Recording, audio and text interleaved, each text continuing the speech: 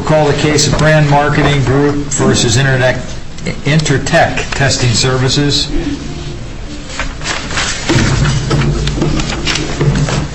Mr. Hangley. Good morning, Your Honors. Just give the students a chance to clear the room.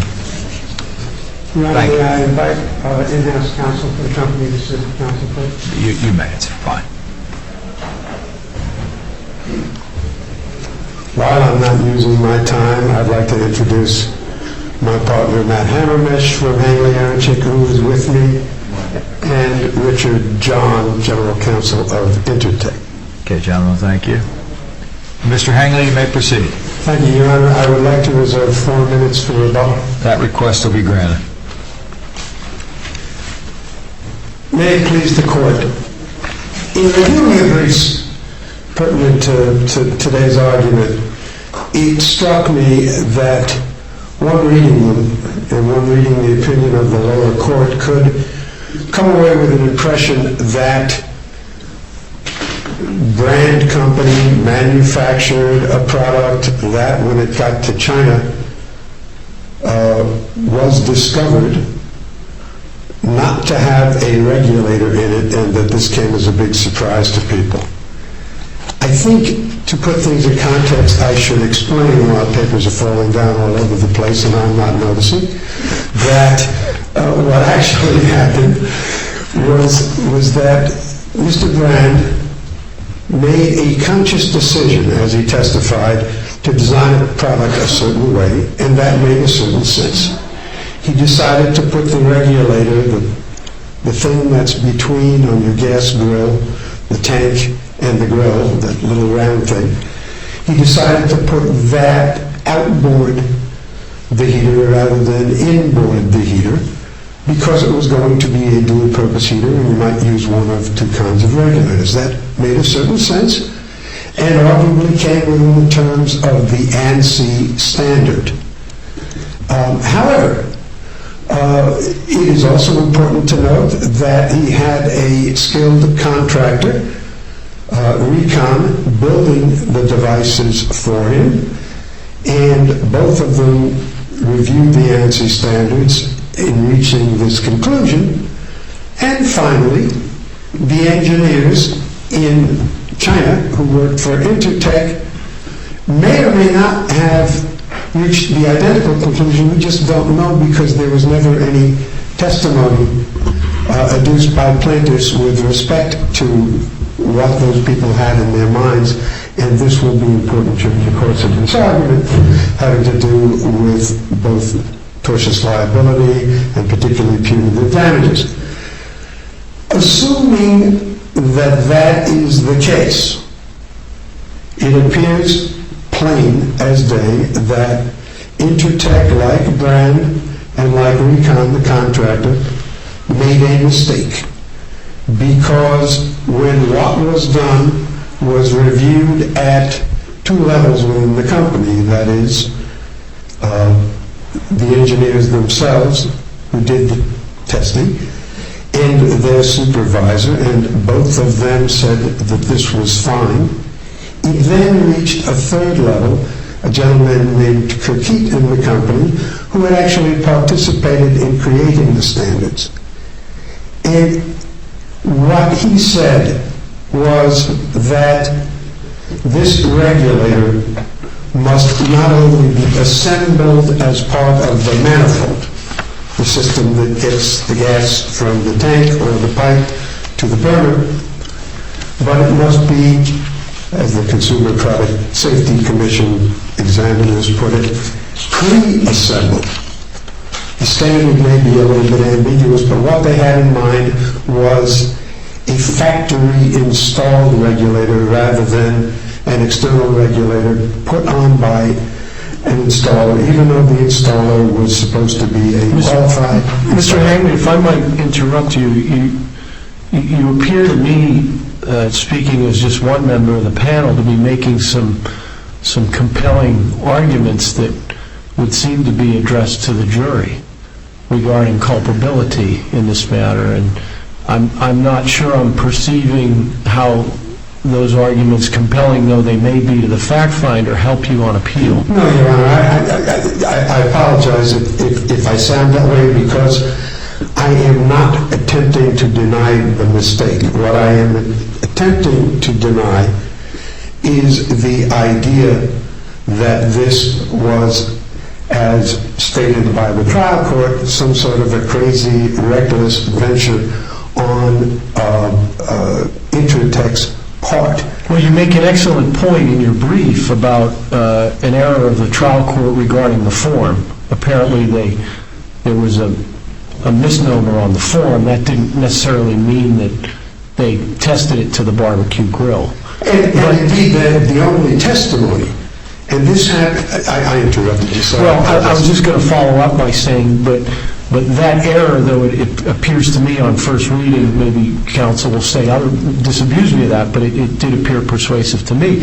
But that doesn't detract from the fact that this record is replete with testimony from Kirkheet that would seem to support a level of recklessness here. And we can go into detail about that, but I'm referring to the number of engineers fired, the recognition that there had been problems, and the fact that the candid admission that they just didn't do the job in this case, and it wasn't an isolated incident. Well, Your Honor, Intertek is a big company. People make mistakes. We know that mistakes are made. The telling part of Mr. Kirkheet's testimony, which I think has to be read rather than relying on the summary, with all due respect, in the district judge's opinion. Because what he said, as we point out in our brief, was that they had never had a problem that got through the certification stage that he recalled before this one. Well, did they say in most of the cases they get picked up? Correct. Well, and that's not all the cases, and it makes you wonder what's out there. I stand corrected. I think you are right about that. He said that the only occasion on which he had a problem with the Chinese office was not a complaint. And as I read the testimony, it appeared that the customer in that case, Home Depot, had created some confusing instructions or a confusing product. I'm not sure entirely which, but Home Depot changed its product as a result of the conversations rather than disciplining the Mr. Hangley, as you're proceeding, and you've talked a lot about perhaps culpability or recklessness, let me get to another issue, because you're running out of time here. The negligent misrepresentation argument that you make, is your basis for requesting a new trial. It essentially is that the Pennsylvania law would not recognize a claim for negligent representation and negligent misrepresentation as broad as the one that was submitted in this case to the jury, and that the claim here is broader than the specialized claim that could be brought, I use those terms, under the Bill of Rights exception. Correct. Okay. And because there's a general verdict, you don't know what the basis for the jury's finding was, and therefore there should be a new trial.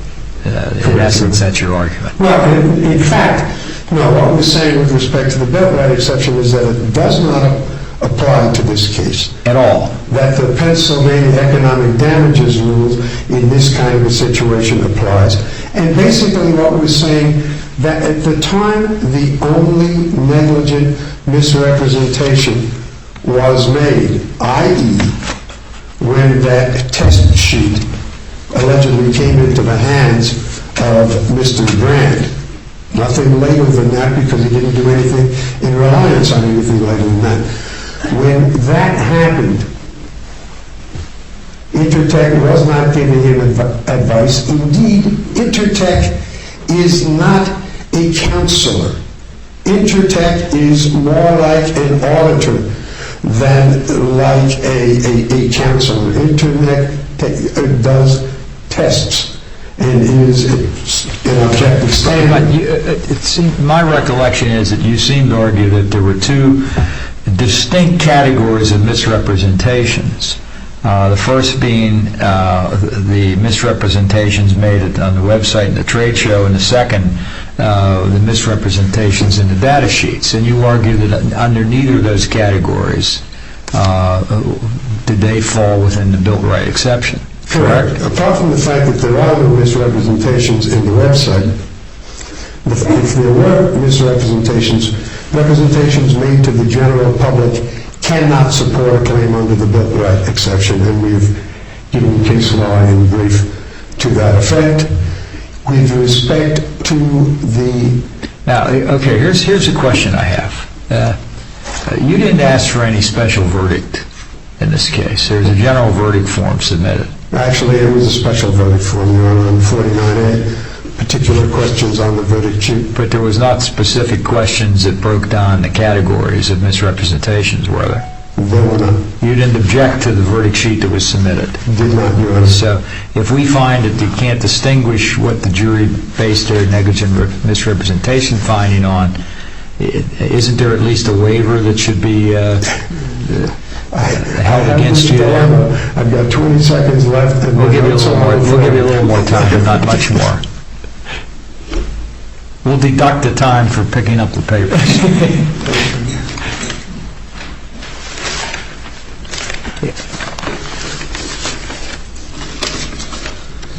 That's a point I believe that was not raised, and so I believe has been waived.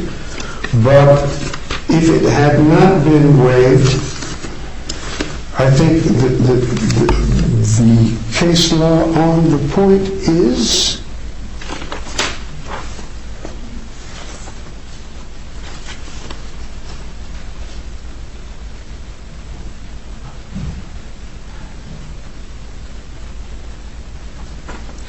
Simmons, 947 F. 2nd at 1057. In order to preserve the objection on appeal, it is not necessary in this circuit for a party, prior to the district court's dismissal of the jury, to lodge an inconsistency objection to special verdicts rendered under Rule 49A. We have, I'll reiterate, considered this to be a special verdict because of the various breakdown of the different claims. Now, there were not specific facts. Do you find this or that or the other thing?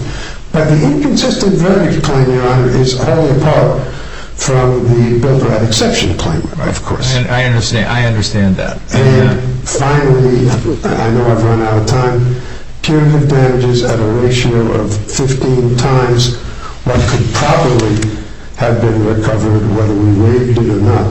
That's all going to depend on the compensatory, right? If the compensatory are, as you say they are, you win on punitives. If they are, as Mr. Lubenin says, you lose, right? No. Because it's only a 5-to-1 ratio. It's a 5-to-1 ratio, Your Honor. Is there any case law to support that a 5-to-1 ratio violates the due process clause? There is certainly case law coming very close to that. I have more on the floor. Hasn't the Supreme Court told us, it's sort of, I would call it curious dicta from the High Court, but that curious dicta said something to the effect that, well, single-digit multipliers are going to be okay. Yes, in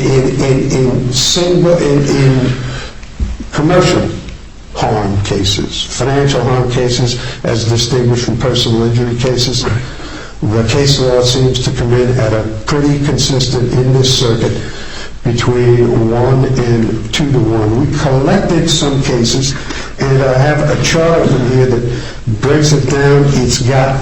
Well, those are just cases where you're surveying what happened in those cases. These aren't cases that say 2-to-1 is the limit. This would be an outlier to those cases, but the cases do not expressly say that anything over 1-to-1 or anything over 1.5 or 2-to-1 is per se unconstitutional. I think that's where they're heading, but that has not yet happened. Okay. All right, Mr. Hangley, we'll let you back on the button. Mr. Lupinen?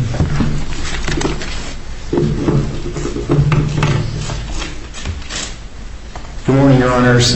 Brendan Lupitin here on behalf of Appellee Brand Marketing Group.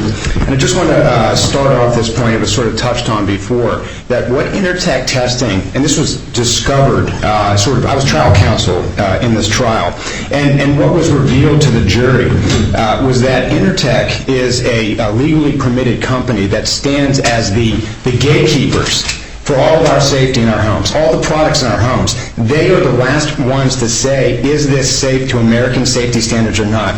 And what we discovered and what the jury learned about at trial, which supports the punitive damages in this case for recklessness, was that Intertek knew of the massive threat to public safety if the safety standards are not compliant with the products that they test, all the products that they test, but specifically with the heaters in this case.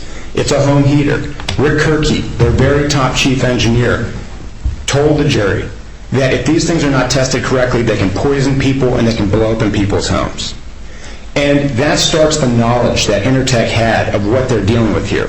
And then Intertek understood their duty, this supreme duty. I'm not sure if there'd be a higher one in our community of protecting the public.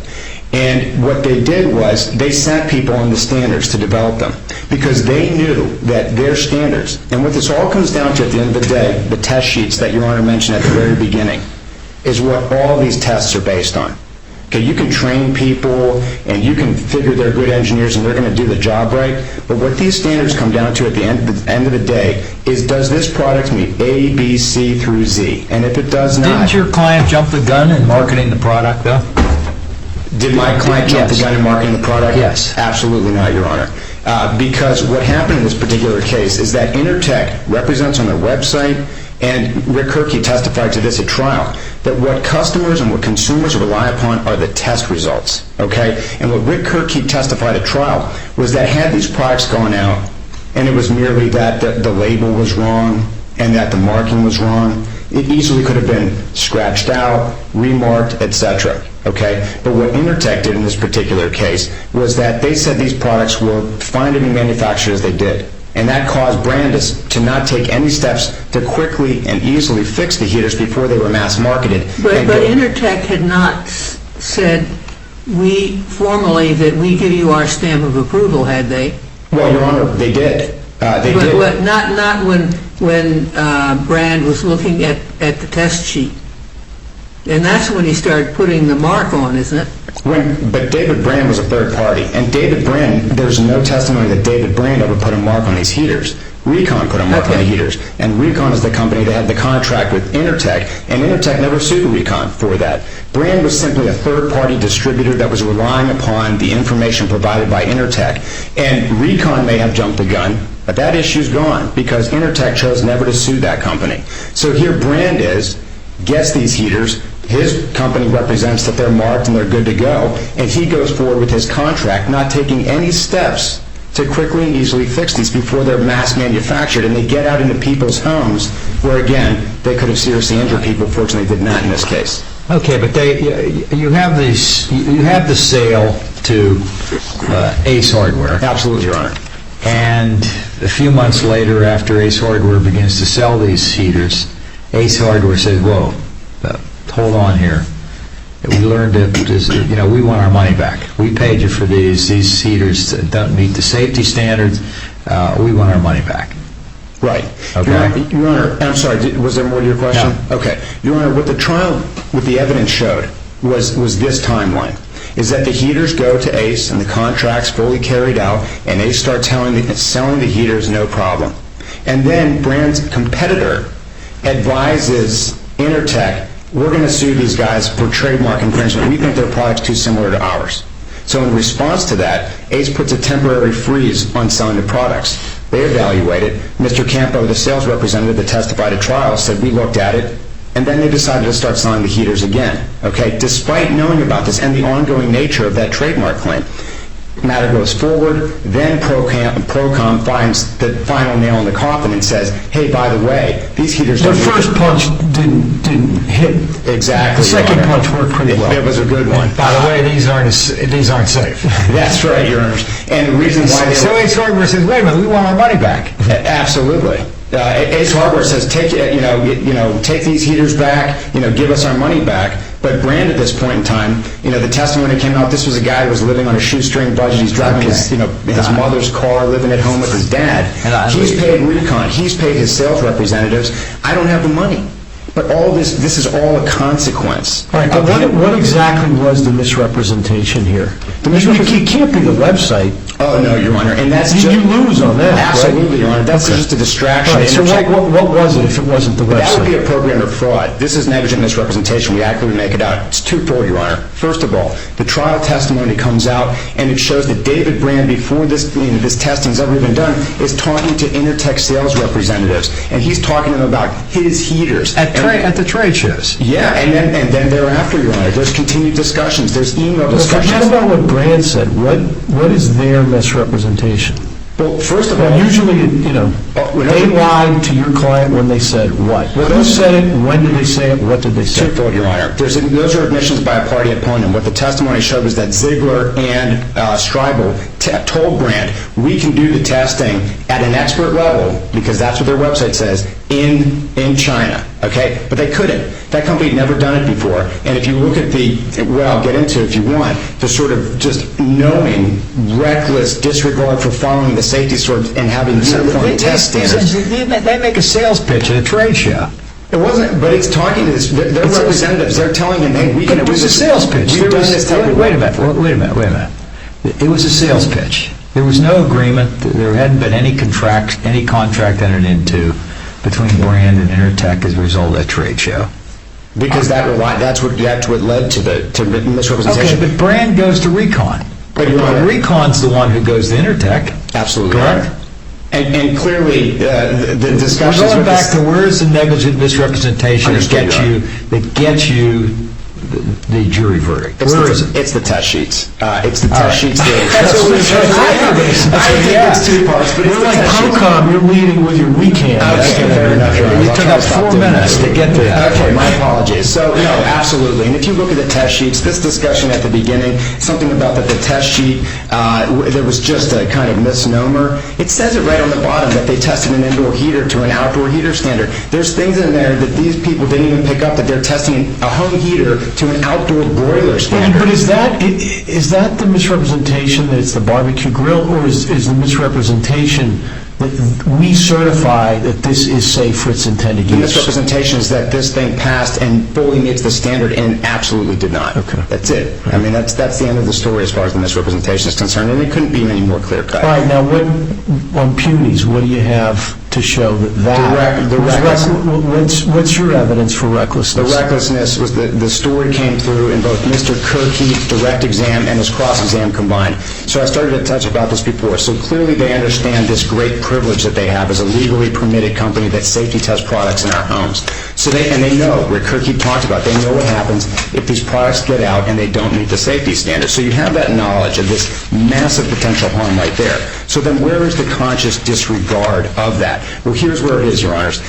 Rick Kirky testified that he sits on the standard committees helping develop these things, and the purpose for it is so Intertek, as part of their business, can make sure that their written forms, that's what it all comes down to, these written documents, just like the test sheet, match perfectly with the safety standard, okay? Because if they don't, then the product's not going to be tested correctly, and it poses a danger.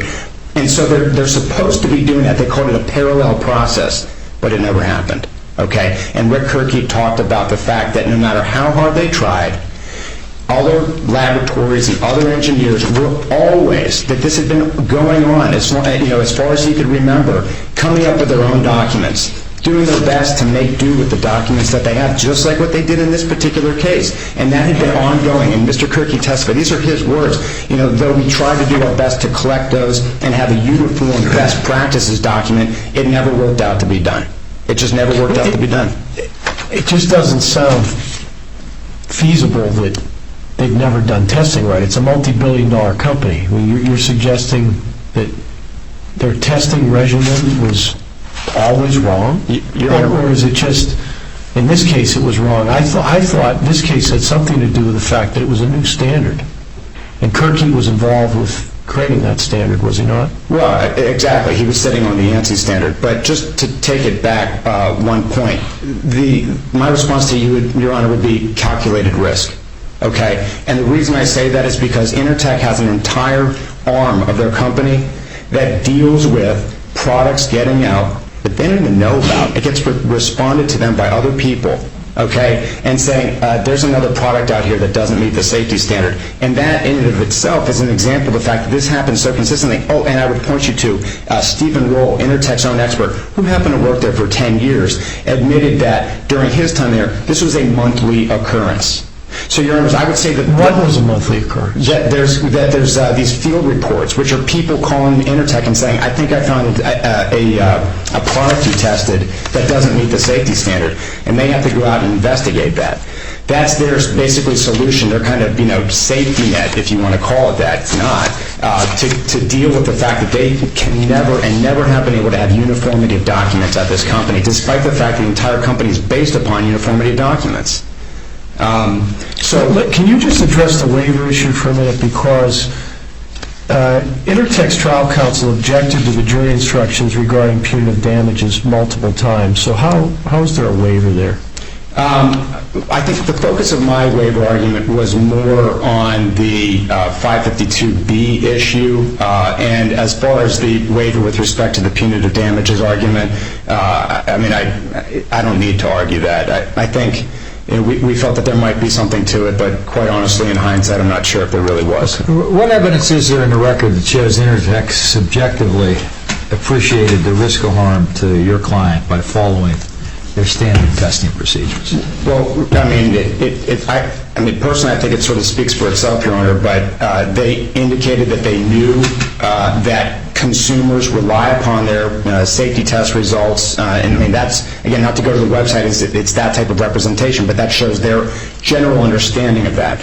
And again, if you look at the application for performance testing, Intertek knew that this work was being done for one of two buyers of this product for sale in the United States, and Brand Marketing Group was one of them. So their subjective appreciation, quite honestly, I don't know if my feeling is that Rick Kirky testified that they knew for a long time before this that they could never get their documents correct. And they knew what happens if that is the case, and they don't have... But they, in essence, knew that they were in a very technically oriented business, that it was important to be professional in how you tested products, because there was general risks out there. But don't you have to show that they knew that there was a risk of harm to your client specifically involving this particular heater? Well, I think they knew always that there was a risk of harm. I think what is shown here is that their knowledge that they don't meet what they know they're supposed to meet, this parallel process that fully follows the ANSI standard versus what they actually do, is the knowledge. They know that on a regular basis, it's sort of like a Russian roulette. It's, which of these people, you spin the chamber, and which one is not going to get tested correctly, and we're going to send out a dangerous product out there. That's what this is in this particular case. And certainly they knew that if you don't test the heater correctly, and Rick Kirky testified to that, it's going to lead to poisonings and explosions and fires, etc. But it's starting to sound like State Farm, though, right? The Supreme Court in State Farm disapproved of punitives awarded because of the harm that would befall all State Farm customers around the country. I actually think that our case is easily distinguishable from State Farm because State Farm basically took it upon themselves, the counsel, and it's even admitted, they had portions of their opening statement where they said, this case is not about the Campbells, this case is about this ongoing scheme of State Farm to save money on premiums, etc. But really, what it turned out that they built their whole case on were practices that either A, weren't illegal in the states that they used them upon, or weren't at all relevant to the actual harm that was caused to the Campbells in that case, which was basically not settling a third-party claim. They were using evidence of first-party practices, etc. Whereas in our case, Kirkheap's testimony is exactly what happened in this case. This case is a microcosm of what happens as a result of what Intertek does. They can't ever get their standards correct, and they're letting people in other countries that, quite frankly, can't interpret the language very easily, kind of come up with their own documents and come up with their own sort of test to do the best they can. And that's exactly what happens. When you allow that to happen, you get test sheets testing to the wrong product. What's your answer to the question I posed to Mr. Hanley? Do you concede that if the constitutionality of the punitives award is dependent upon how we rule on the compensatory award? I would agree, Your Honor, based on the case law, that if you were to accept their argument as a flimsy argument, that the compensatories are much smaller than we're actually would have. If compensatory is $140,000 and $5 million can't stand, right? And conversely, if $1 million is the number, then you're okay. I can say this, Your Honor, that there's more case law to support the fact that the much higher multiple is going to be scrutinized much more closely, and certainly the kind of takeaway is that more than a double-digit ratio it really starts to push the boundaries of due process. But, the fact of the matter is that the compensatories in this case were so reasonable and so appropriate in the circumstances and certainly recoverable under 552B that you don't have to do that. And so a 4.9, to get technical, to 1 ratio is absolutely not, and there's no case law to indicate that that's a violation of due process of Intertek. All right, Mr. Lupinen, thank you. Thank you so much, very much. And we'll have Mr. Hangley back on rebuttal. On the compensatory damages point, if his client had been entitled to recover the value of his property, which he is not under 552, he would have had a profit of maybe $120,000, the difference between 450 sale to Ace and 320. What his expert said he spent. As it is, he gets $1 million, plus he gets to keep the money that he owes to pay back to Ace. So he does far better. It's not reasonable compensatory damages. Yeah, but you've got a judgment you bought from Ace that you want to try to collect from. Correct. That is correct. So that's an offset to us. Yeah, okay, it's an offset. Mr. Hangley, why should we predict that the Supreme Court of Pennsylvania would create an exception to Hutchinson v. Luddy and declare that punitive damages, which are not generally prohibited for negligence cases, are in fact prohibited in this type of negligence case? They have never done it, and I would agree with what was said in the briefs, having read cases and had the benefit of briefing, but there are decisions saying that the law of Pennsylvania will be the other way. I think that is probably a question for the state courts first. But we need to do it, though. Unless we certify the question, we need to predict, right? The right answer here is that when you have parallel torts that differ only in state of mind and in the quantum standard of proof that you must meet, it is wrong to let a party avoid the burden of clear and convincing evidence and do it in and around. There's a lot of logic supporting that. As I understand your point there, you're saying, look, they cast aside the fraud claim, so they got to prove to the jury a lower standard of proof, and now through the back door they're getting the benefit of what they would have had to provide. Right. But isn't that an argument against Hutchinson v. Luddy? I don't think so. Because they're telling us there that negligence, in a negligence case, if you can prove recklessness, you can get punitive damages. But Judge, that was in a case where there is no such corresponding common law to it. That is, you can have a negligent supervision case. You can't have an intentional supervision case. There's just no such actionable tort. And that, I think, is the meaningful difference. Now, I'm yellow again, I see, and I came up here with a couple of things that I just want to respond to it in rebuttal. Go ahead briefly. You were never told what the misrepresentation actually was. Mr. Lippleton is good, but he didn't answer your question. Oh, he said the test sheets. He said the test sheets. He said the test sheet was a misrepresentation that they relied upon. All right. And, you know, first of all, they weren't entitled to rely upon it.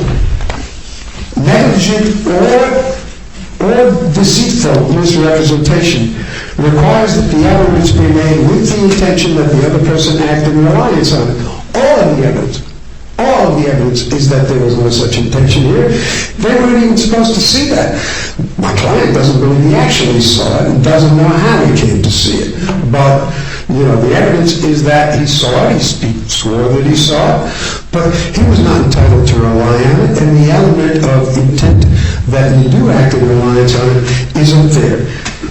The actual misrepresentation with respect to how capable we are, there was nothing false about that representation.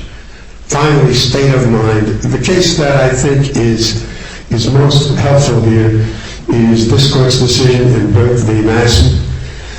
In Burke v. Masson, we had a truck driver who negligently killed a pedestrian.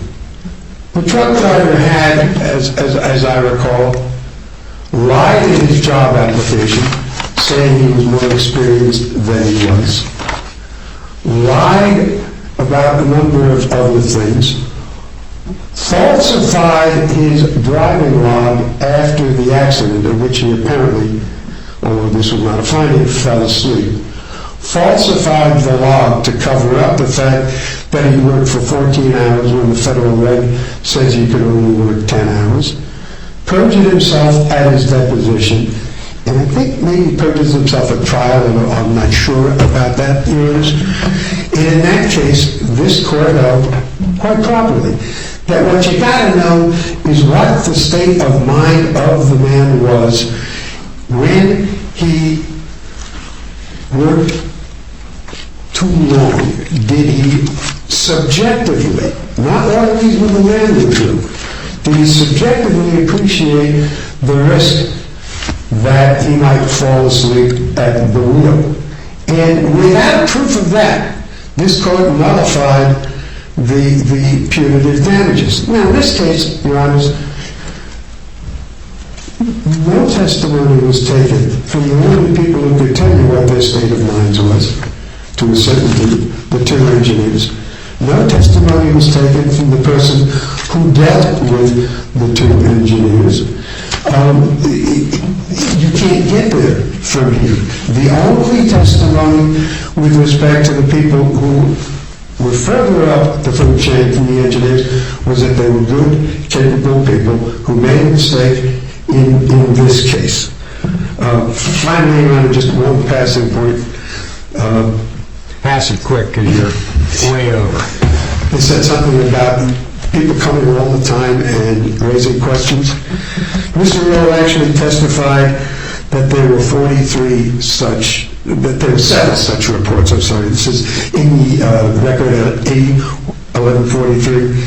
He said all of them came from companies that were competitors of the people for whom Intertek had done the reports. Okay.